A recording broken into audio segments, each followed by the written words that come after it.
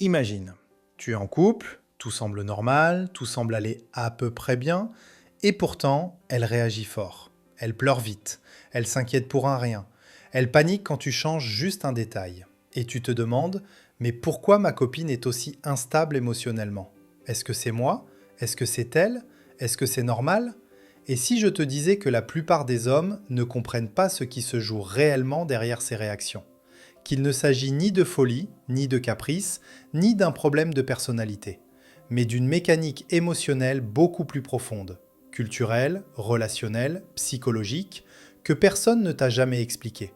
Alors reste bien avec moi, parce qu'aujourd'hui, je vais te révéler les vraies raisons pour lesquelles beaucoup de femmes semblent instables émotionnellement en amour. Et tu vas voir, quand tu comprends ça, tout change dans ta relation. Raison numéro 1. Elles sont socialement encouragées à exprimer plus d'émotions, donc elles ressentent et montrent davantage ce qui se passe en elles. C'est comme une rivière à ciel ouvert. Elle ne cache rien, tu vois immédiatement quand le courant change, quand l'eau monte, quand quelque chose perturbe le flux. Les émotions féminines fonctionnent souvent pareil, non pas parce qu'elles sont trop sensibles, mais parce qu'on leur a appris depuis petite à montrer, exprimer, verbaliser ce qu'elles ressentent. Depuis l'enfance, la société encourage davantage les femmes à parler de leurs peurs, de leurs doutes, de leur tristesse, de leur sensibilité. Du coup, elles deviennent plus connectées à leurs émotions, mais aussi plus exposées à leurs variations. En amour, cela se traduit parfois par des réactions plus visibles et plus rapides. Une insécurité, un doute, un manque d'attention, et elles expriment ce qui bouge en elles, là où beaucoup d'hommes l'intériorisent. Ce n'est pas de l'instabilité, c'est de la transparence émotionnelle. Je suis sûr que tu as vécu cette situation où ta copine te disait « Je sens qu'il y a quelque chose », alors que toi tu pensais que tout allait bien, elle percevait simplement une émotion que toi tu ne verbalisais pas. Et comme elle est habituée à exprimer ses ressentis, elle l'a dit, même si toi tu ne l'aurais pas fait. Raison numéro 2. Elle porte souvent plus de charge mentale. C'est comme tenir un sac à dos rempli de petites pierres. Une seule pierre ne pèse rien. Mais quand tu en portes 100, même minuscules, tu finis par sentir le poids dans chaque pas. La charge mentale féminine, c'est exactement ça. 1000 petites responsabilités invisibles qui finissent par peser lourd émotionnellement. Dans beaucoup de couples, les femmes gèrent discrètement l'organisation, les anticipations, les détails du quotidien, les rappels, les besoins du couple, les projets, les émotions, parfois même celles du partenaire. Cette accumulation constante les met en état de vigilance quasi permanente. L'amour devient alors un terrain où elles ressentent plus vite la fatigue, la frustration ou le stress. Ce n'est pas qu'elles sont instables, c'est qu'elles gèrent tellement de choses dans l'ombre que la moindre tension devient une goutte qui déborde un vase déjà plein. Je suis sûr que tu as vécu cette situation où elle s'énervait pour un petit truc et tu ne comprenais pas pourquoi. Ce n'était pas ce petit truc qui la mettait à bout, c'était tout ce qu'elle portait déjà avant. Toi, tu voyais juste la goutte. Elle ressentait tout le vase. Selon une étude menée par l'université de Cornell, les femmes assument d'en moyenne 65% de la charge mentale dans un couple, même dans les relations modernes. Cette charge accrue augmente significativement la réactivité émotionnelle, non pas parce qu'elles sont faibles, mais parce qu'elles sont sursollicitées. Raison numéro 3. Elles peuvent avoir vécu des relations passées où elles ont été blessées, trompées ou déçues. C'est comme toucher une brûlure qui n'a pas complètement guéri. Même un contact léger peut réveiller une douleur ancienne. En amour, les blessures du passé fonctionnent pareil. Elles ne disparaissent pas totalement. Et la moindre situation qui rappelle une ancienne souffrance peut créer une réaction émotionnelle plus forte que prévu. Quand une femme a été trompée, manipulée, délaissée ou profondément déçue dans ses relations précédentes, son système émotionnel devient plus vigilant. Elle développe une sorte de radar affectif. Elle analyse les signes, les incohérences, les changements de ton, les silences. Elle n'est pas instable, elle est protectrice. Son cœur se souvient de ce qu'il a subi et au moindre signal qui ressemble à son passé, son émotion monte, non pas par caprice, mais par mécanisme de défense. Plus les blessures ont été profondes, plus les réactions peuvent être intenses. Je suis sûr que tu as vécu cette situation où elle réagissait fortement à quelque chose que tu considérais comme banal. Un message vu tard, un oubli, un manque d'attention, et tu ne comprenais pas pourquoi. Ce n'est pas toi qu'elle voyait, c'était l'écho d'un passé qu'elle ne veut pas revivre. Selon une étude publiée dans le Journal of Traumatic Stress, les personnes ayant vécu des blessures affectives importantes présentent 32% de réactivité émotionnelle supplémentaire dans les relations suivantes, non pas par choix, mais par protection psychologique.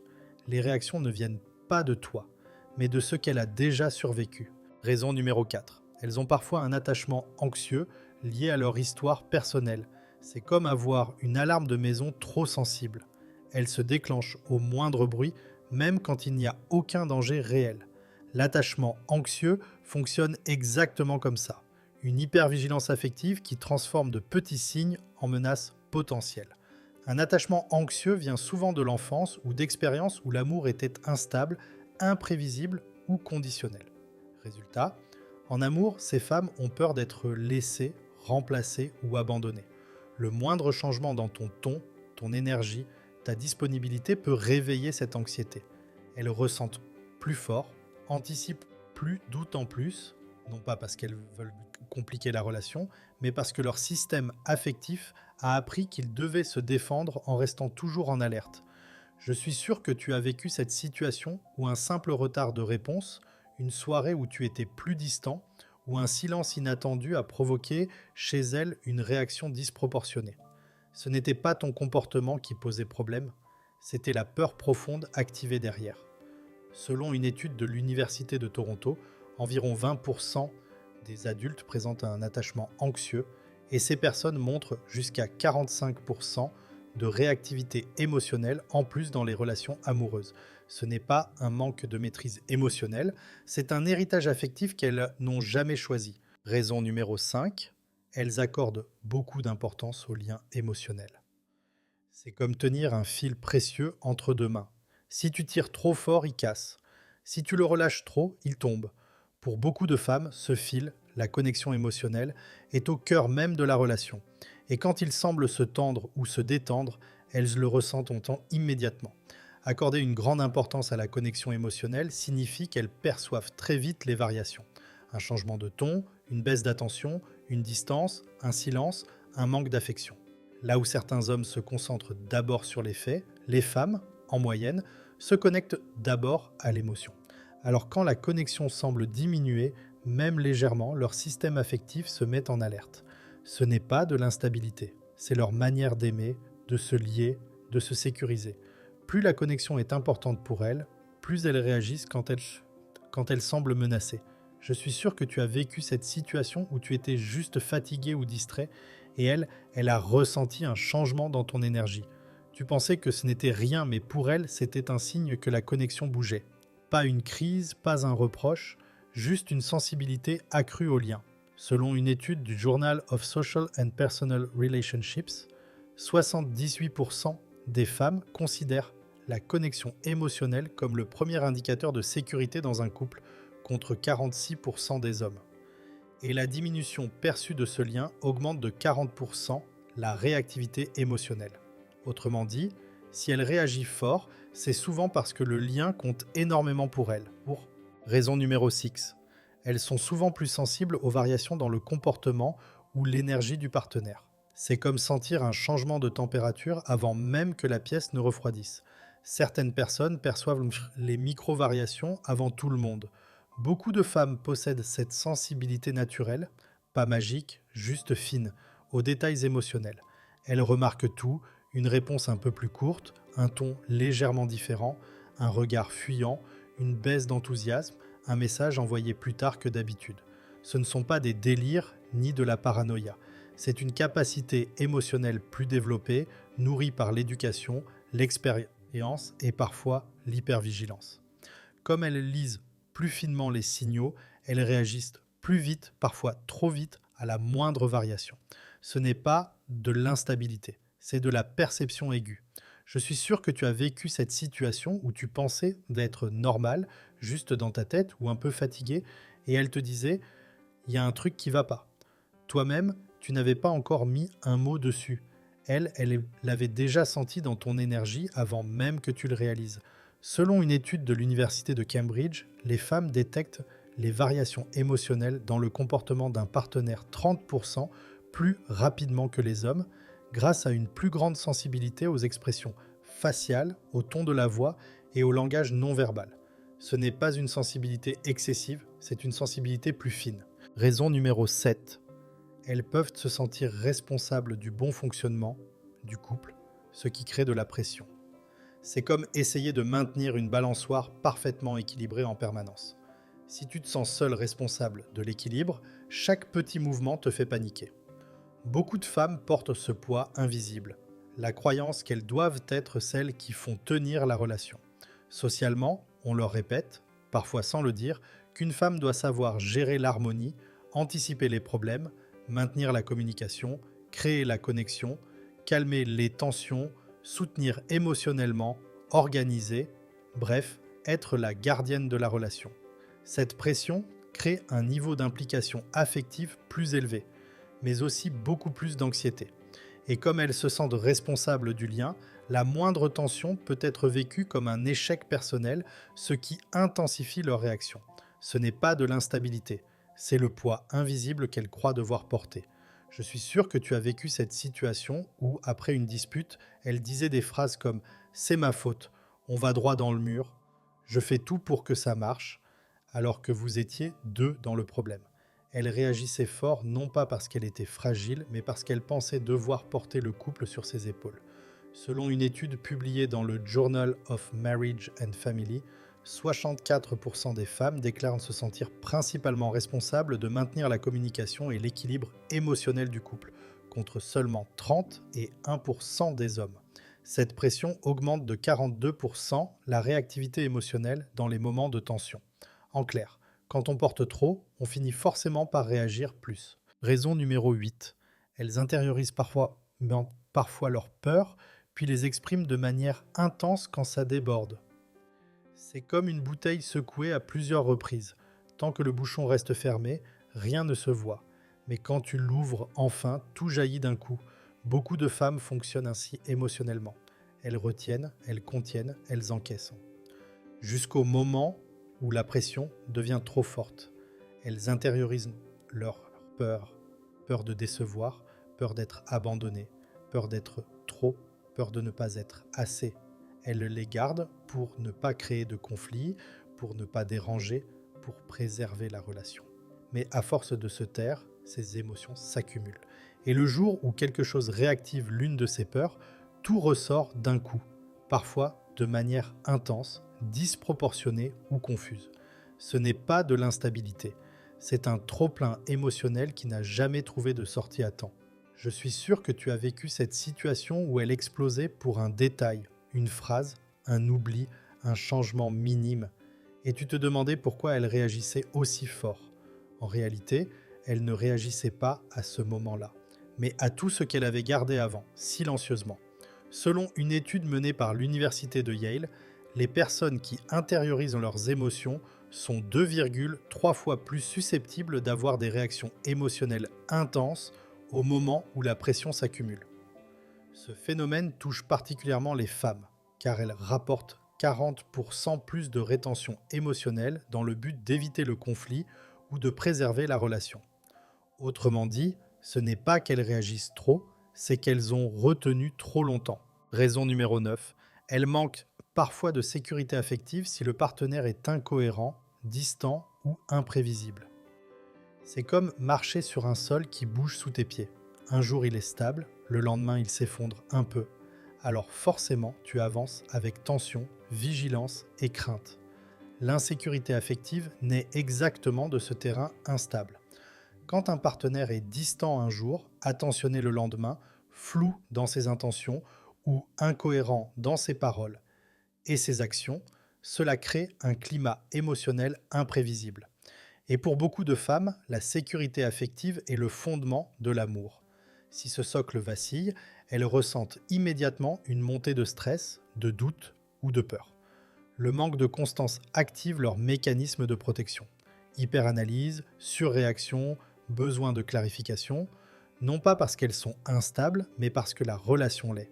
Leur émotion traduit l'environnement dans lequel elles évoluent. Je suis sûr que tu as vécu cette situation où tu étais un peu plus froid, occupé ou incohérent dans tes messages. Et elle t'a demandé qu'est-ce qu'il y a. Tu es différent ou tu t'éloignes. Beaucoup voient ça comme une réaction excessive, alors qu'en réalité, elle réagissait simplement au manque de stabilité que tu venais d'envoyer inconsciemment. Selon le Gottman Institute, l'incohérence comportementale du partenaire augmente de 57% l'insécurité affective dans un couple et les partenaires exposés à une attention irrégulière développent 35% plus de réactivité émotionnelle. En clair, ce n'est pas elle qui est instable, c'est la relation qui manque de régularité. Raison numéro 10. Elles peuvent avoir des attentes émotionnelles non comblées ou non exprimées. C'est comme arroser une plante avec juste quelques gouttes. Au début, elle semble aller bien, mais avec le temps, elle se fane. Non pas à cause d'un choc brutal, mais parce qu'elle n'a jamais reçu ce dont elle avait vraiment besoin. En amour, les attentes émotionnelles fonctionnent exactement pareil. Beaucoup de femmes ont des besoins affectifs, d'attention, de mots, de cohérence, de présence, de tendresse, de communication, qu'elles n'osent pas toujours formuler clairement, par peur d'être lourdes, exigeantes ou de casser l'ambiance. Mais ces besoins restent là, silencieux. Et plus ils ne sont pas comblés, plus la frustration s'accumule. Le jour où quelque chose les réactive, l'émotion sort avec plus de force que prévu. Ce n'est pas de l'instabilité, c'est un manque nourri trop longtemps, qui finit par se transformer en réaction émotionnelle forte.